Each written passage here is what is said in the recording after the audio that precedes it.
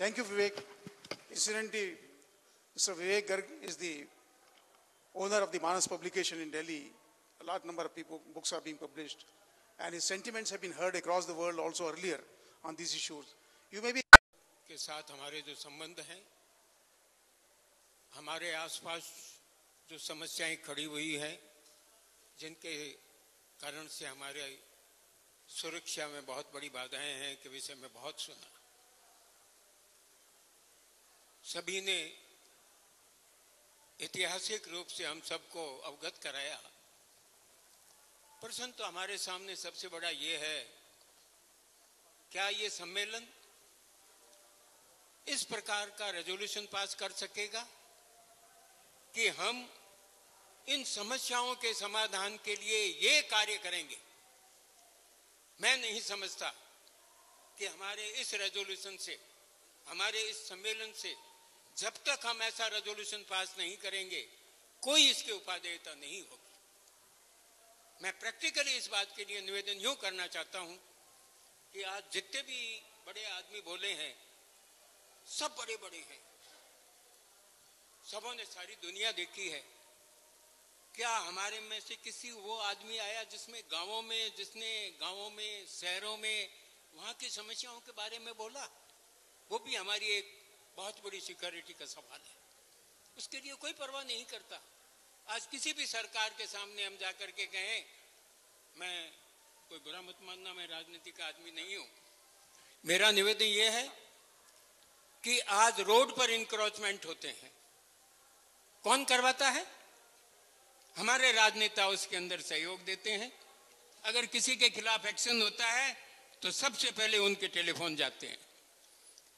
Smuggling का जहां तक सवाल है, मैं अपने अनुभव से यह बता सकता हूं कि जब तक राजनेताओं और हमारे बड़े अधिकारियों का सहयोग नहीं होता, कोई भी स्मगलिंग नहीं हो सकता। इसीलिए मेरा निवेदन है कि हम इस सम्मेलन में वो कार्रवाई करें कि जो हम आने वाले सम्मेलन से पहले पहले करना चाहते हैं, और अगर हम नहीं करेंगे तो हमारा ये सम्मेलन सिर्फ कागजों में बना रहेगा और इसकी कोई उपादेयता नहीं होगी। धन्यवाद। Thank you, sir. It's wonderful. We are grateful to all the three. We'll adopt the same system.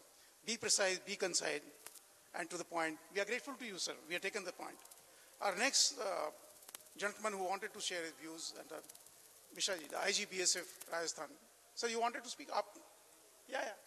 Sorry, aapka hi. My mistake. Yes, yeah.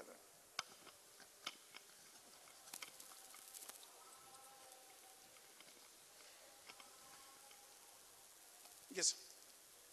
आदरणीय मंच,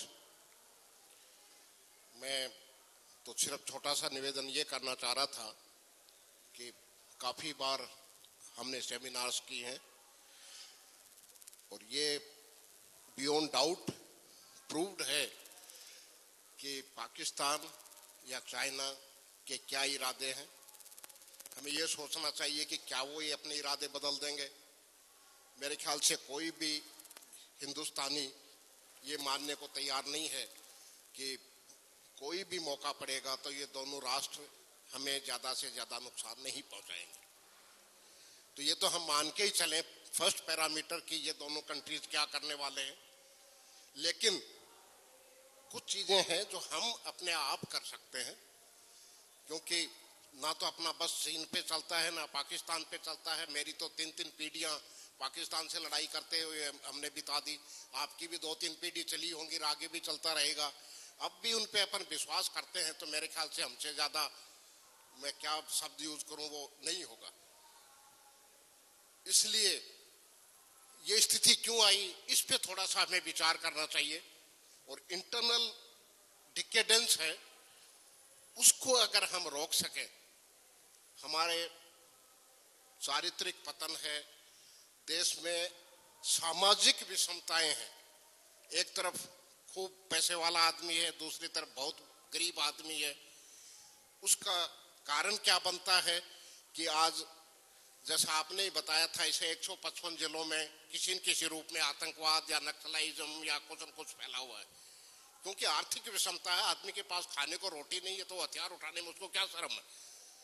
और ये स्थिति क्यों पैदा हुई कि आज हमारे देश का राजनेता, हमारे देश का अधिकारी जितना करप्शन कर सकता है उतना करप्ट कर, और इस करप्शन के खिलाफ अगर हम जिहाद नहीं छेड़ सकते तो मेरे ख्याल से यहाँ राष्ट्र की सुरक्षा की बातें करना कोई मतलब नहीं रहेगा। क्योंकि आज आम आदमी जो त्रस्त है वो नेताओं की बेईमानी से त्रस्त है, अफसरों की बेईमानी से त्रस्त है, अपनी गरीबी से त्रस्त है, बेरोजगारी से त्रस्त है, और वो देखता है कि एक तरफ तो अंबानी और टाटा बिरला घूम रहे हैं और दूसरी तरफ दो जून की रोटी जुटाने के लिए उसको परिश्रम करना पड़ता है। तो जिस देश में इतनी विषमताएं हो वहां का आदमी को तो हम चाहते हैं कि वो तो देशभक्त हो।